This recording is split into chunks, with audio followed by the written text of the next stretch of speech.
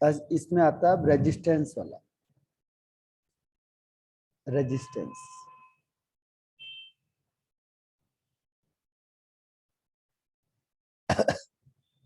Resistance का मतलब होता है जो फ्लो ऑफ करंट को क्या करता है, रोकता है। ऑब्स्टेकल है, यानी जो ऑब्स्टेकल ऑफर करेगा, प्रोड्यूस करेगा किसमें, फ्लो ऑफ करंट में, या फ्लो ऑफ इलेक्ट्रॉन्स में, तो उसे कहते हैं रेजिस्टेंस। इसको दिखाते हैं आर से। इसकी यूनिट होती है ओम, ऐसे भी इसको दिखाते हैं। तो रेजिस्टेंस है, रेजिस्टेंस के बाद आता है कंडक्टेंस। कंडक्टेंस होता है आपका ease to conduct electricity, ease to conduct electricity, यानी इलेक्ट्रिसिटी कितनी पास कर रहा है, वो कंडक्टर हो गया, कंडक्टेंस।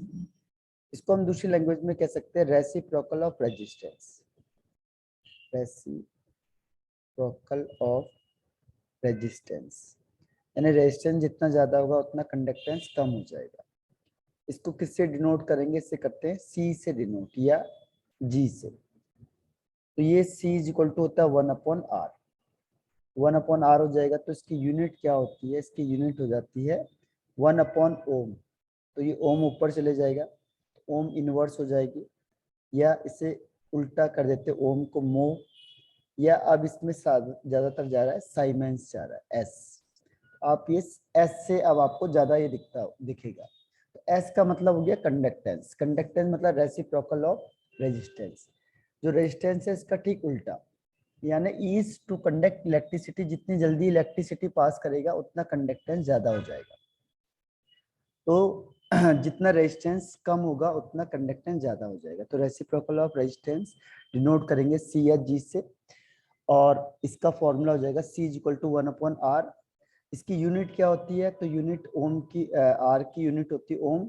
तो 1/ओम यानी ओम इनवर्स, इसको मोह भी कहते हैं, और अब इसमें ज्यादातर साइमेंस चलेगा। तो ये 2 पॉइंट हो गए रेजिस्टेंस और कंडक्टेंस। अब इसके बाद आता है रेजिस्टिविटी। रेजिस्टिविटी ये इसे कहते हैं स्पेसिफिक रेजिस्टेंस भी कहते हैं, स्पेसिफिक रेजिस्टेंस। स्पेसिफिक रेजिस्टेंस में होता क्या है, इसमें हमने पता है कि जो रेजिस्टेंस होता है डायरेक्टली प्रोपोर्शनल होता है लेंथ ऑफ द कंडक्टर। जितनी लेंथ ज्यादा होगी उतना रेजिस्टेंस ज्यादा होगा, और इनवर्सली प्रोपोर्शनल होता है cross section area of the conductor, यानी जितना क्रॉस सेक्शन एरिया ज्यादा होगा उतना रेजिस्टेंस कम हो जाएगा। अब हम इन दोनों को कंबाइन कर देते हैं, ये इक्वेशन फर्स्ट, इक्वेशन सेकंड, दोनों को कंबाइन करेंगे तो R directly proportional to L/A हो जाएगा। A for area of the conductor. अगर प्रोपोर्शनल साइन हटाते तो कांस्टेंट आता है, यहाँ पे रो कांस्टेंट आ जाएगा। इस रो को कहते हैं, यही रो क्या है, रेजिस्टिविटी है, इसी को हम कहते हैं रेजिस्टिविटी। तो इसकी डिफाइन कहाँ से आएगी, डिफाइन इसी फॉर्मूले से ले लेंगे। इसको यहाँ मल्टीप्लाई कर दो, इसको अपॉन में लिख दो, तो ये हो जाएगा रो इज इक्वल टू RA/L। तो अगर हमने एरिया को 1 मान लिया, 1 मीटर स्क्वायर या सेंटीमीटर स्क्वायर, और लेंथ को हमने 1 सेंटीमीटर मान लिया, तो रो किसके बराबर हो जाएगा, रेजिस्टेंस के। तो इसकी डिफाइन भी वही होती है, the resistance of the resistance of the conductor of resistance of the conductor of unit length, यानी उसकी लेंथ को हमने यूनिट यानी 1 मान लिया, and unit cross section area, जो उसका एरिया है उसको भी हमने 1 मान लिया। तो उसमें जितना रेजिस्टेंस होगा वही क्या हो जाता है, रेजिस्टिविटी या स्पेसिफिक रेजिस्टेंस हो जाता है। तो यही रो है। तो रो का फॉर्मूला क्या आ गया, रो का फॉर्मूला होता है RA/L। तो ये तीसरा फॉर्मूला, दूसरा फॉर्मूला आ गया, रो इज इक्वल टू RA/L। अब इसकी यूनिट क्या होगी, इसकी यूनिट इसके फॉर्मूले से ही आ जाएगी। तो यूनिट क्या होगी इसकी, देखो रो RA/L, ये होता है रो। तो R की यूनिट होती है ओम, ये है मीटर या सेंटीमीटर स्क्वायर जो भी लिखना है, और लेंथ है मीटर, इससे कैंसिल हो जाएगा, 1 मीटर आ जाएगा, इसकी यूनिट हो जाएगी ओम मीटर। तो जो रेजिस्टिविटी है इससे दिखाते हैं ओम्स रो से, इसका फॉर्मूला होता है RA/L और इसकी यूनिट होती है ओम मीटर। तो ये आपका रेजिस्टिविटी होगी। अब जैसे रेजिस्टिविटी होता है वैसे कंडक्टिविटी भी होती है। कंडक्टिविटी या इसे कहते हैं स्पेसिफिक कंडक्टेंस, स्पेसिफिक कंडक्टेंस। तो स्पेसिफिक कंडक्टेंस या कंडक्टिविटी, इसको हम किससे डिनोट करते हैं? इससे डिनोट करेंगे हम कप्पा से, KAPP, कापा या कप्पा जो कहना है इसको, इससे हम इसको डिनोट करते हैं।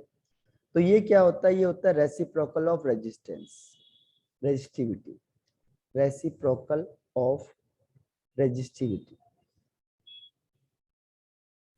रेजिस्टिविटी। तो इसको दिखाते हैं हम किससे? इसको दिखाते हैं हम कप्पा से। तो कप्पा इज इक्वल टू 1/रो। अब आपको पता है कि रो इज इक्वल टू, अभी हमने लिखा था RA/L, L ऊपर चला जाएगा तो 1/R इंटू L/A, ये आपका हो गया कप्पा इज इक्वल टू। तो एक इसका फॉर्मूला आ जाएगा 1/R is equal to L/A। अब यहाँ पे क्या होता है, जब आप कंडक्टिविटी करते हो तो ये आपका केमिस्ट्री वाला हो जाएगा। तो केमिस्ट्री में लेंथ और एरिया की जगह पे हम सीधा वॉल्यूम लिख देते हैं। तो हम क्या कहेंगे, 1/R is equal to C होता है, या कंडक्टेंस होता है, kappa is equal to C हो जाएगा L/A। अगर आपने लेंथ को भी 1 मान लिया और एरिया को भी 1 मान लिया, तो ओवरऑल हम कहें तो वॉल्यूम को अगर हमने 1 सेंटीमीटर क्यूब मान लिया, तो जितना कंडक्टेंस होगा वो किसके बराबर हो जाएगा? कंडक्टिविटी के बराबर हो जाएगा। तो इसकी मेन डिफाइन क्या होती है?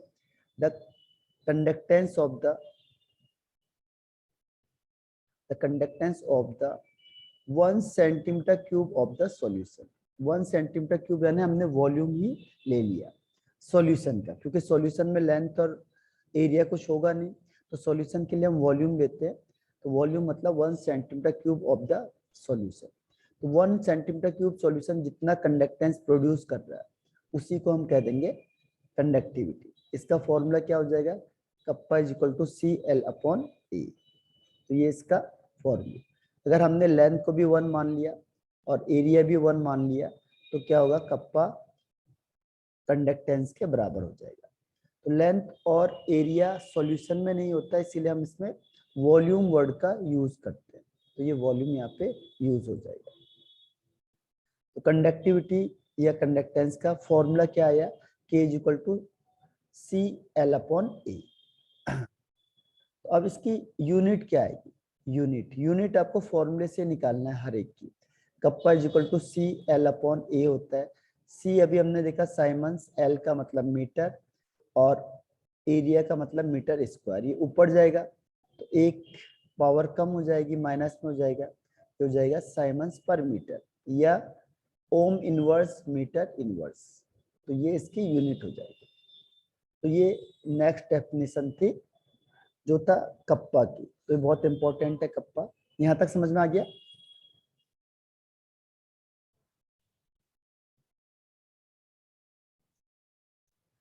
अब आगे बढ़ जाते हैं। अब इसके बाद आता है आपके पास molar conductivity. Molar conductivity.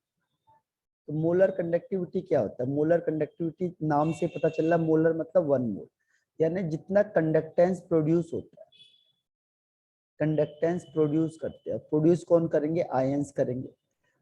All ions present इन, किसमें प्रेजेंट होंगे? 1 mole of an electrolyte, 1 mole electrolyte, क्योंकि मोलर आ गया, मोलर का मतलब मोल। तो 1 मोल इलेक्ट्रोलाइट होगा, अगर उसमें जितने आयंस होंगे वो जितना कंडक्टेंस प्रोड्यूस करते हैं उसी को हम कहेंगे मोलर कंडक्टिविटी। इसको किससे डिनोट करते हैं? डिनोटेड बाय हो जाएगा लेमडा एम।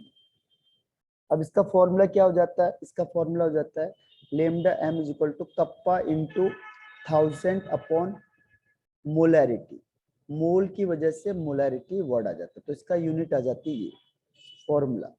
एक और आता है लेकिन वो बहुत कम यूज होता है, वो कप्पा इनटू वॉल्यूम। अगर वॉल्यूम दिया आपको केवल मोलैरिटी के टर्म्स में तो आपको ये वाला फॉर्मूला यूज करना है, लेकिन ये रेयर है। मेन इसका फॉर्मूला यही होता है कि lambda M is equal to kappa into 1000 upon molarity. तो पहला डेफिनेशन क्या है, conductance produce by all ions present in 1 mole of an electrolyte. 1 mole electrolyte है, उसमें जितने आयंस होंगे वो जितना कंडक्टेंस प्रोड्यूस करेंगे वो मोलर कंडक्टिविटी। इसको डिनोट करेंगे लेमडा एम से। इसका formula lambda M is equal to kappa, kappa भी हमने देखा था कंडक्टिविटी इंटू 1000 अपॉन मोलैरिटी। अब इसकी यूनिट क्या होगी, यूनिट क्या होती है इसकी, इसकी यूनिट को फॉर्मूले से ही हमने यूनिट लेनी है। ये होता है kappa into 1000 upon molarity. Molarity kappa भी हमने निकाला था साइमंस पर मीटर, अपॉन मोलैरिटी क्या हो जाएगी, मोल पर लीटर की जगह पे हम लिखेंगे यहाँ पे मीटर क्यूब, क्योंकि लेंथ को हम मीटर में लिख रहे हैं तो लीटर की जगह पे ध्यान रखना, लीटर नहीं लिखते हम यहाँ पे लिखते हैं मीटर क्यूब। ये मीटर क्यूब ऊपर चला जाएगा तो जाएगा siemens metre inverse metre cube upon mole.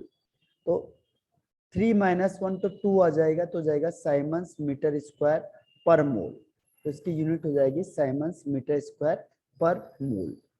तो ये है आपका कंडक्टिविटी का, मोलर कंडक्टिविटी का फॉर्मूला। तो उसमें 3 चीजें याद रखनी है मोलर कंडक्टिविटी के लिए। और ऐसी जैसे मोलर कंडक्टिविटी था ऐसी सेम आ जाएगा equivalent conductivity. Equivalent conductivity, equivalent conductivity में क्या होता है, इक्विवेलेंट कंडक्टिविटी में होता है आपके पास कि जितना कंडक्टेंस प्रोड्यूस करेगा, तो इसमें भी सेम है, conductance produce by all ions, produced by all ions, जितने भी आयंस प्रेजेंट है किसमें। अब ये इक्विवेलेंट है तो यहाँ पे हम कहेंगे gram equivalent of an electrolyte. यहाँ पे ग्राम इक्विवेलेंट आ जाएगा, gram equivalent of an electrolyte, gram equivalent of an electrolyte, gram equivalent. तो यहाँ पे ग्राम इक्विवेलेंट यूज आएगा, वहां पे 1 मोल आया था, इसीलिए हम इसे इक्विवेलेंट कंडक्टिविटी कहते हैं। इसको डिनोट किससे करेंगे, डिनोटेड बाय, देखो लेमडा इसके लिए आता है वर्ड लेमडा, और यहाँ पे आ जाएगा ई क्यू या लेमडा ई क्यू, ऐसे कोई भी आप दोनों में से यूज कर सकते हो। इसका भी फॉर्मूला वही होता है जैसे अभी पहले हमने किया था, कप्पा इंटू 1000 अपॉन, उसमें था मोलैरिटी, यहाँ पे आएगा नॉर्मेलिटी, क्योंकि इक्विवेलेंट वेट किस में आता है, नॉर्मेलिटी में। तो नॉर्मेलिटी, या शॉर्ट में हम कह सकते हैं कप्पा इंटू वॉल्यूम, लेकिन ये वाला कम यूज होता है, मेन इसका यही है कप्पा इंटू 1000 अपॉन नॉर्मेलिटी। उसमें था मोलैरिटी, यहाँ पे नॉर्मेलिटी। तो डिफाइन वगैरह सब कुछ सेम है, बस मोलैरिटी की जगह पे नॉर्मेलिटी आएगा और एम की जगह पे ई क्यू आ जाएगा। इसके बाद इसकी यूनिट क्या होगी, यूनिट भी लगभग सेम होती है क्योंकि फॉर्मूला एक जैसा है। तो equivalent conductivity is equal to kappa into 1000 upon normality. Kappa होता है आपका साइमंस मीटर इनवर्स और नॉर्मेलिटी होता है gram equivalent, gram equivalent upon volume. Volume को हम यहाँ पे मीटर क्यूब में लेंगे, फिर ये नीचे से ऊपर सेम वैसे ही चला जाएगा, हो जाएगा siemens metre inverse metre cube upon gram equivalent. तो इसको सबको ऊपर ले जाओ, ये पावर है 3 और -1 तो 2 हो जाएगा, siemens metre square gram equivalent, इसकी पावर कितनी हो जाएगी, -1 हो जाएगा। तो ये आपका क्या हो जाएगा, ये आपका हो जाएगा इक्विवेलेंट कंडक्टिविटी का यूनिट हो जाएगा। तो फर्क क्या है, वहां पे मोल था, यहाँ पे ग्राम इक्विवेलेंट आ जाएगा। तो ये आपका एक पोर्शन पूरा खत्म होता है। इसमें चेक करके देखो कोई ऐसा पॉइंट जो आपको नहीं आया समझ में।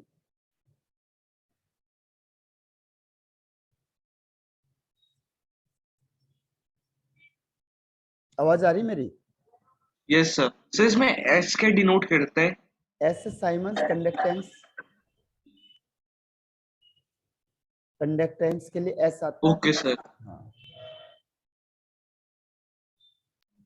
सर आ गया समझ में। अगेन अब देखो एक एक हेडिंग हमारी हो चुकी है। अब दूसरा, अब सेकंड देखो, सेकंड क्या होगा यहाँ से, सेकंड होगा कोलरॉक्स लॉ। ये बहुत इंपॉर्टेंट लॉ है, कोलरॉक्स लॉ ऑफ माइग्रेशन आयंस होता है। सबसे पहली चीज क्या होती है, किसके लिए एप्लीकेबल होता है? ये हर एक के लिए एप्लीकेबल नहीं होता है, ये एप्लीकेबल होता है केवल स्ट्रॉन्ग इलेक्ट्रोलाइट के लिए। स्ट्रॉन्ग इलेक्ट्रोलाइट के लिए, स्ट्रॉन्ग इलेक्ट्रोलाइट का मतलब होता है जो 100% डिसोसिएट हो जाते हैं, जो 100% टूट जाएंगे, उससे हम कहते हैं स्ट्रॉन्ग इलेक्ट्रोलाइट। तो ये उसके लिए एप्लीकेबल होते हैं। तो इसके अकॉर्डिंग क्या होता है कि जो मोलर कंडक्टिविटी है किसी भी इलेक्ट्रोलाइट की, स्ट्रॉन्ग इलेक्ट्रोलाइट की मोलर कंडक्टिविटी, जैसे मैंने कहा NaCl, इसकी मोलर कंडक्टिविटी किसके इक्वल में हो जाएगी, किसके इक्वल हो जाएगी? ये हो जाएगी आपका, अब लिमिटिंग मोलर कंडक्टिविटी कहते हैं। लिमिटिंग का मतलब इसके ऊपर से नोट लगा देना, इसे क्या बोलेंगे, लिमिटिंग मोलर कंडक्टिविटी। तो जो लिमिटिंग मोल, अब देखो मोलर कंडक्टिविटी हमने पढ़ा अभी, लेकिन लिमिटिंग मोलर कंडक्टिविटी क्या होता है? तो लिमिटिंग मोलर कंडक्टिविटी क्या होती है? देखो लिमिटिंग मोलर कंडक्टिविटी होती है कि जिसमें, लिमिटिंग मोलर कंडक्टिविटी का मतलब क्या होता है कि जहां पे कंसंट्रेशन जीरो हो जाती है, इलेक्ट्रोलाइट की कंसंट्रेशन जीरो हो जाएगी। अब जीरो किस केस में होगी? एट इन्फिनाइट डाइल्यूशन, जब आपने बहुत ज्यादा डाइल्यूट कर दिया। इन्फिनाइट डाइल्यूशन, डाइल्यूशन का मतलब बहुत ज्यादा आपने पानी मिला दिया, जैसे आपने किसी चीज को समुद्र में डाल दिया तो बहुत ज्यादा डाइल्यूट हो जाएगा। जब डाइल्यूट होगा तो उसमें चीनी, अगर आपने गिलास में चीनी मिलाया है उसे समुद्र में डाल दिया तो चीनी का पता ही नहीं चलेगा। तो वहां पे जो कंसंट्रेशन होगी ऑफ इलेक्ट्रोलाइट की वो जीरो हो जाएगी, इलेक्ट्रोलाइट की क्या हो जाएगी, जीरो हो जाएगी। ठीक है, तो concentration of an electrolyte zero हो जाएगी, तो उसे कहेंगे हम इन्फिनाइट डाइल्यूशन, यानी बहुत ज्यादा हमने उसे डाइल्यूट कर दिया। उसके लिए एक वर्ड आता है यहाँ पे, लिमिटिंग मोलर कंडक्टिविटी।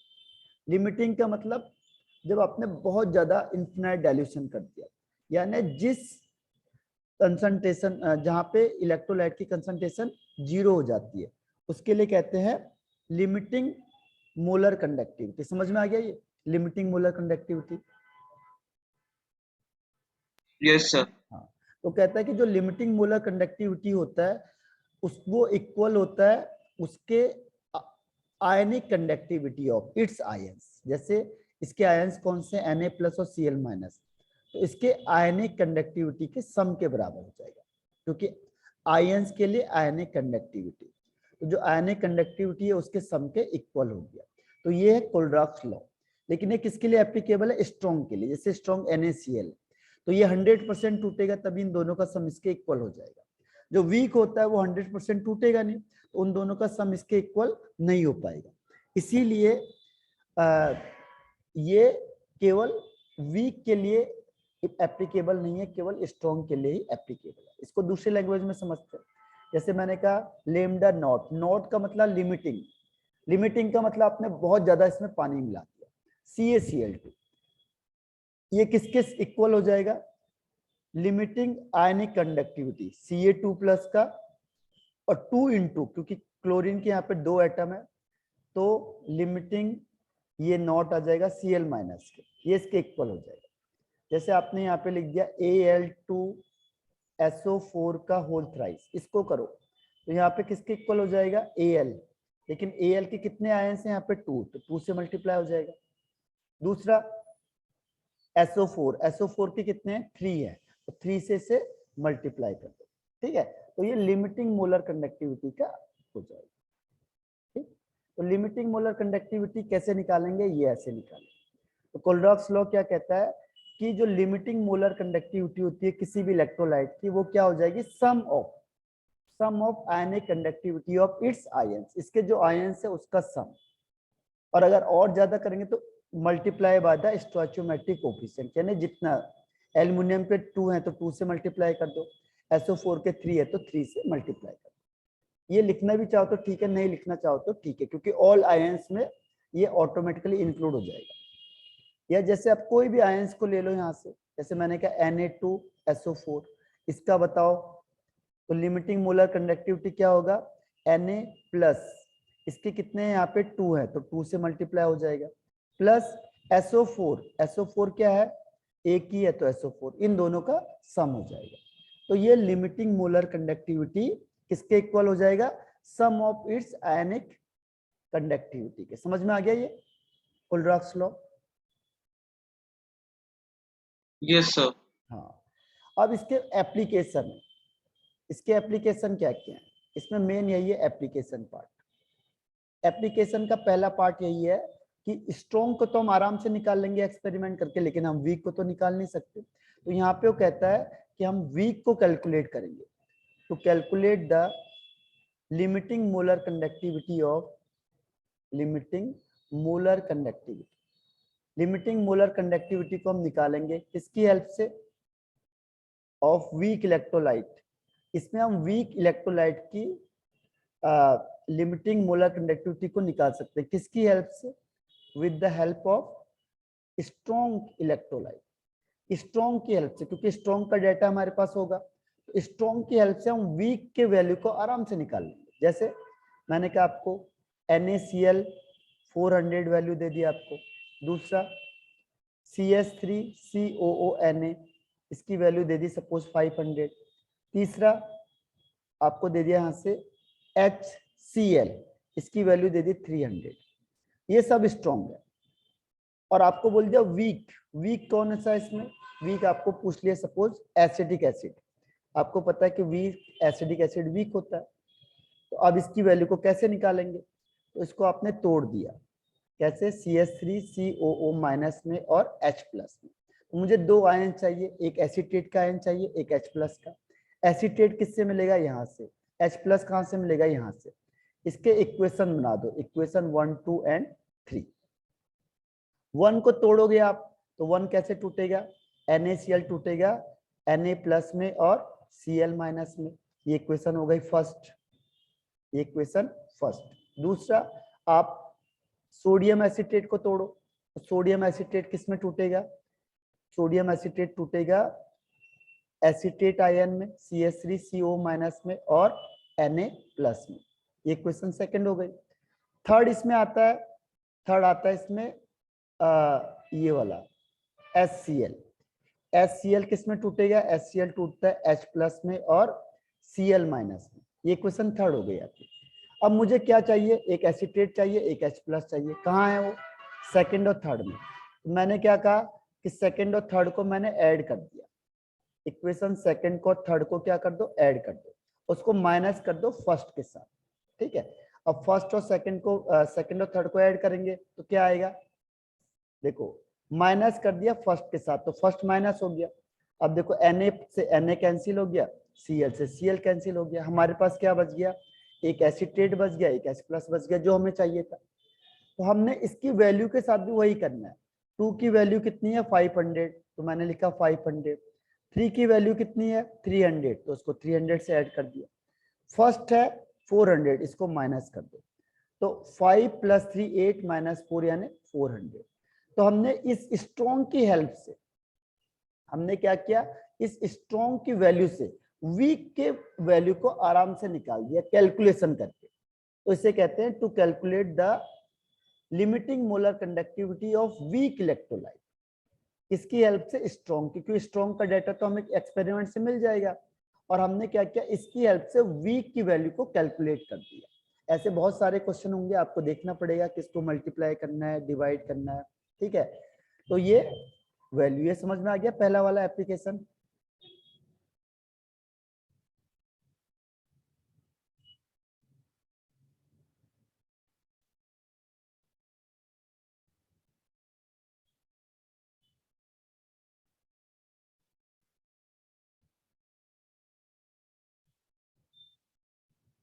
आगे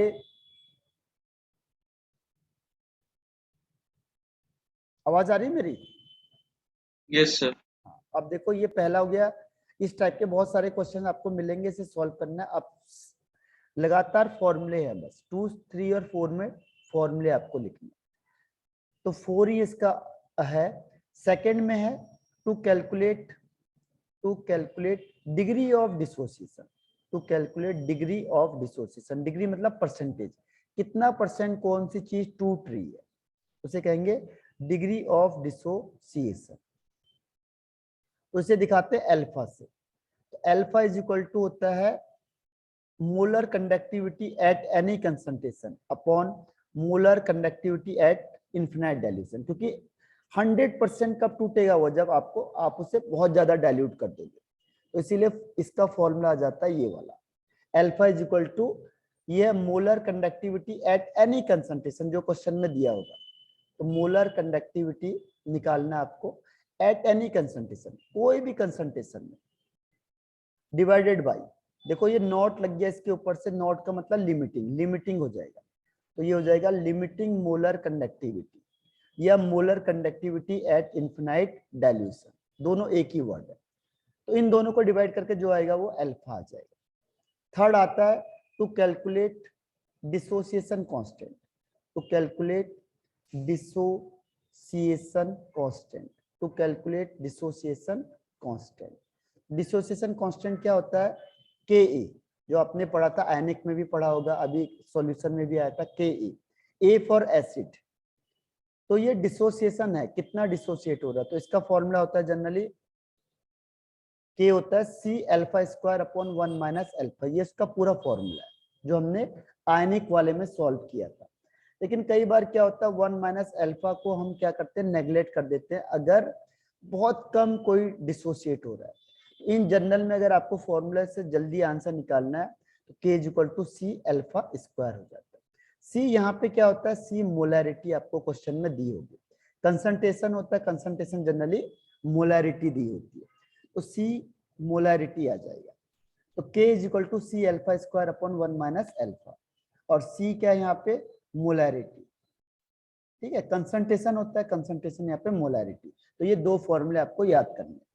एक लास्ट इसमें फॉर्मूला आता है फोर्थ वाला, वो आता है टू कैलकुलेट द solubility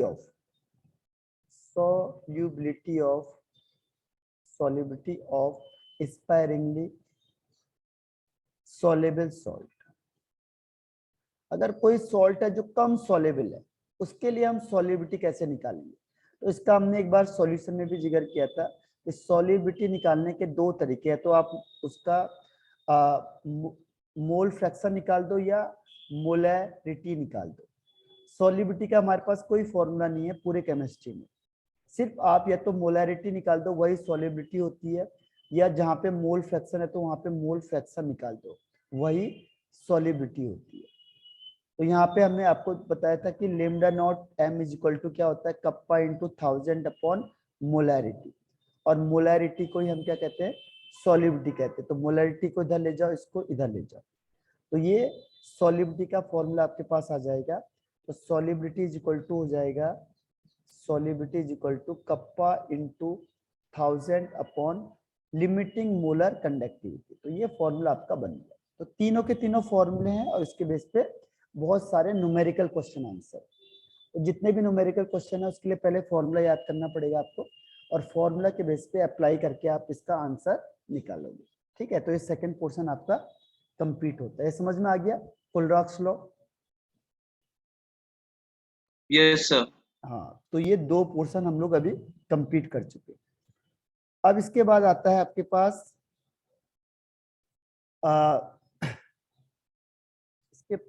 इसके बाद है आपके पास इलेक्ट्रोलाइटिक सेल।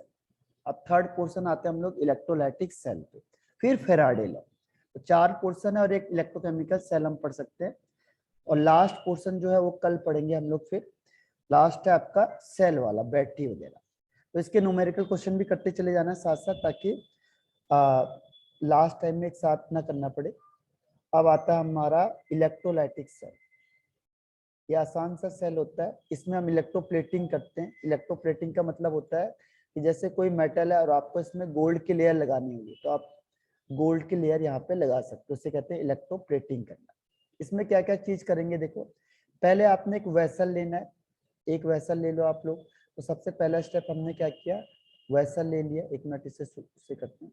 इलेक्ट्रोलाइटिक सेल है, इलेक्ट्रोलाइटिक सेल। अब जो जो चीज हम करेंगे उसको हम एक साथ लिखेंगे। यहाँ पे हमने एक वेसल ले लिया, तो यहाँ पे पहला स्टेप क्या आ जाएगा, एक वेसल ले लिया। और वेसल के अंदर हम क्या करेंगे, इलेक्ट्रोड फिट कर देंगे। यहाँ पे हमने 2 इलेक्ट्रोड लगा दिए। तो सेकंड स्टेप में हमने क्या किया, इलेक्ट्रोड फिट कर दिए, इसमें इलेक्ट्रोड फिट कर दिए। इसके बाद हमने क्या किया, इस इलेक्ट्रोड को किसी बैटरी से कनेक्ट करना है, बैटरी से। थर्ड स्टेप में हमने क्या किया, इसके बाहर एक बैटरी लगा दी। तो इस इलेक्ट्रोड को किससे कनेक्ट कर दिया, बैटरी से कनेक्ट कर दिया। बैटरी से क्या होगा, इलेक्ट्रिसिटी देंगे हम लोग, ठीक है। अब चौथा स्टेप हमने क्या किया, चौथे स्टेप में हमने क्या किया, इसके अंदर एक इलेक्ट्रोलाइट लगा दिया। इलेक्ट्रोलाइट मतलब कुछ भी आप NaCl रख दो, कुछ आयनिक कंपाउंड रख दो। तो इसके अंदर हमने फिल कर दिया, इलेक्ट्रोलाइट को फिल कर दिया, या कोई भी एक सॉल्यूशन डाल दिया इसके अंदर, कुछ ना कुछ तो डालना ही पड़ेगा हमें, ठीक है। इसे पॉजिटिव कहते हैं, इसे नेगेटिव कहते हैं, ठीक है। तो जो पॉजिटिव टर्मिनल से अटैच होगा, जो बैटरी के किससे होगा, बैटरी के पॉजिटिव टर्मिनल से अटैच होगा, इसे कहेंगे एनोड। जो नेगेटिव टर्मिनल से अटैच होगा उसे कहेंगे कैथोड। तो बैटरी में देखो जो बड़ा वाला पोर्शन होता है वो प्लस होता है, उसे कहते हैं एनोड। जो नेगेटिव छोटा वाला होता है उसे कहते हैं नेगेटिव। तो इससे डिसाइड होगा, ये नेगेटिव से अटैच है तो इससे डिसाइड होगा कि इसे हम बोलेंगे कैथोड। ये देखो प्लस से अटैच है तो ये डिसाइड करेगा कि ये एनोड है। तो आप इसको उल्टा करोगे तो ये भी चेंज हो जाएगा, यानी तो वायर है सिंपल। ये बैटरी डिसाइड करेगी कि कौन कैथोड होगा कौन एनोड होगा। तो हमने डिसाइड कर दिया कौन कैथोड होगा कौन एनोड होगा, ठीक है। अब यहाँ से क्या होगा, देखो यहाँ से बड़ा सिंपल सा फंडा है, आपने ये पूरा इंस्ट्रूमेंटेशन तैयार कर दिया। सपोज मैंने NaCl रख दिया इसके अंदर। अब क्या है, अब हमने यहाँ से इलेक्ट्रिसिटी पास करी, क्योंकि बैटरी का काम क्या है, इलेक्ट्रिसिटी देना। ये तो हम बैटरी को क्यों कनेक्ट कर रहे हैं। जैसे हमने इलेक्ट्रिसिटी को पास किया, आपको पता है कि ये जो NaCl है टूट जाएगा आयंस में, एक होगा Na+ में और दूसरा Cl- में। तो अब ये मूव करना स्टार्ट कर देंगे। कौन किधर मूव करेगा, प्लस वाला किधर जाएगा, माइनस की तरफ दौड़ेगा। माइनस वाला किधर दौड़ेगा, प्लस की तरफ दौड़ेगा। तो 7 स्टेप में क्या होगा कि जो ये इलेक्ट्रोलाइट के आयंस है ये माइग्रेट करना स्टार्ट कर देंगे, मूवमेंट करना स्टार्ट कर देंगे। इसमें माइग्रेशन हो जाएगा अपोजिट डायरेक्शन में, अपोजिट इलेक्ट्रोड में। जो प्लस वाला है वो माइनस की तरफ भागेगा, जो माइनस वाला है वो प्लस की तरफ भागेगा। सीधी सी बात है। तो ये प्लस वाला भागेगा माइनस की तरफ, माइनस वाला भागेगा प्लस की तरफ। यहाँ तक समझ में आ गया ये? Yes sir. हाँ, तो इसे हटा रहा हूं मैं, इसको ध्यान रखना यहाँ तक क्या क्या बोला था मैंने। अब क्या होगा देखो, ओके सर। जैसी मैंने इलेक्ट्रिसिटी, तो ये हमें फिर से बनाना ही पड़ेगा। यहाँ पे वेसल है, इलेक्ट्रोड फिट किया, इलेक्ट्रोड को बैटरी से कनेक्ट कर दिया। ये बैटरी डिसाइड करेगी कि कौन सा कैथोड होगा कौन सा एनोड होगा। ये बड़ा वाला पोर्शन प्लस का होता है, छोटा वाला माइनस का होता है। जहां आप माइनस जोड़ोगे वो कैथोड बोलेंगे, जहां प्लस वाला होगा उसे एनोड बोलेंगे। उसके बाद इसमें हमने NaCl रख दिया, कोई भी रख सकते हो आप आयनिक वाला। अब क्या होगा देखो, जैसे हमने इलेक्ट्रिसिटी पास करी थी, इलेक्ट्रिसिटी पास करने से क्या हुआ था, आयंस ने दौड़ना स्टार्ट किया था अपोजिट में। अब क्या होता है देखो, हम बोलेंगे एनोड में क्या रिएक्शन हुई। एनोड में कौन जाएगा, प्लस में कौन जाएगा, माइनस वाला भागेगा। तो ये माइनस वाला भागता हुआ गया, इसके पास फालतू इलेक्ट्रॉन था, इसने इलेक्ट्रॉन को निकाल दिया, Cl डॉट बन गया। दो Cl आपस में कंबाइन करके Cl2 बना देते। तो इसकी जो वन स्टेप की रिएक्शन होती है इसे कहते हैं एलिमेंट्री रिएक्शन। एलिमेंट्री का मतलब वन स्टेप की रिएक्शन। और जब इस दो स्टेप की रिएक्शन बन जाती है इसे कहते हैं सेकेंडरी रिएक्शन।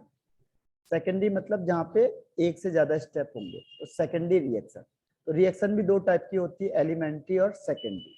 एलिमेंट्री मतलब वन स्टेप की रिएक्शन एलिमेंट्री, हर एक वन स्टेप की रिएक्शन एलिमेंट्री होगी। और जब एक से ज्यादा स्टेप हो गया तो उसे कहेंगे सेकेंडरी रिएक्शन। तो यहाँ पे Cl2 गैस, तो हमें एनोड में कौन सी गैस निकलेगी, Cl2। तो यहाँ पे Cl2 गैस रिलीज हो जाएगी। अब दूसरा हम चेक करेंगे कैथोड में कौन जाएगा। सीधी सी बात है, कैथोड कौन सा चार्ज होता है, नेगेटिव होता है। तो नेगेटिव कहाँ कौन जाएगा, प्लस वाला नेगेटिव की तरफ मूवमेंट करेगा। तो इसने प्लस ने इलेक्ट्रॉन को गेन किया और ये बन गया एन। तो ये सोडियम डिपोजिट होता जाएगा कहाँ पे, कैथोड में डिपोजिट हो जाएगा। तो ऐसी लेयर बन जाती है। अगर आपको गोल्ड की लेयर लगानी है तो उसे कैथोड में रख दो और यहाँ पे गोल्ड वाला सॉल्यूशन रखो, तो गोल्ड कहाँ पे आ जाएगा, इसके ऊपर से लग जाएगा। तो इलेक्ट्रोप्लेटिंग ऐसे ही होती है। जैसे हम कई चीज देखते हैं जो गोल्ड वाली दिखती है लेकिन होती नहीं है, तो उसका रीजन भी यही है, ठीक है। तो ये वन स्टेप की रिएक्शन है, तो इसे कहेंगे एलिमेंट्री रिएक्शन। एलिमेंट्री रिएक्शन, ठीक है। तो वन स्टेप की रिएक्शन एलिमेंट्री रिएक्शन। एक से ज्यादा स्टेप हो जाएगा तो secondary reaction. Elementary reaction 1 step में होती है और सेकेंडरी रिएक्शन होती है मोर देन 1 स्टेप। तो ये मोर देन 1 स्टेप हो जाएगा, मोर देन 1 स्टेप, और ये 1 स्टेप की रिएक्शन हो जाएगी। यहां तक समझ में आ गया?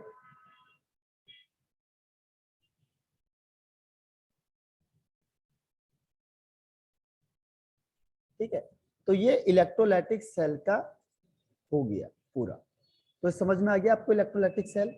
Okay sir, yes sir. तो ये इलेक्ट्रोलाइटिक सेल में इतना ही है बस। जैसे हमने इलेक्ट्रिसिटी पास करी, जो उसमें आपने सॉल्यूशन डाला हुआ है वो प्लस वाला माइनस की तरफ जाएगा, माइनस वाला प्लस की तरफ डिस्चार्ज हो जाएगा। तो एनोड में आपको क्या मिलेगा? क्लोरीन।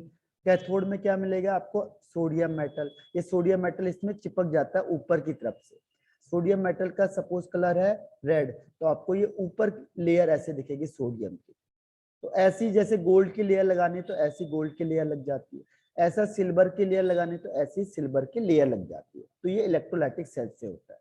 तो जैसे हमने इलेक्ट्रिसिटी पास करते हैं, यहाँ पे केमिकल रिएक्शन हो जाता है, केमिकल चेंज हो जाती है, इसी को हम कहते हैं इलेक्ट्रोलाइटिक सेल। अब आता है फैराडे लॉ, लास्ट वाला स्टेप। ठीक है, तो अब आपको दोबारा ज्वाइन करना है इससे। अब टाइम खत्म हो गया, दोबारा ज्वाइन कर लो इससे। Okay sir.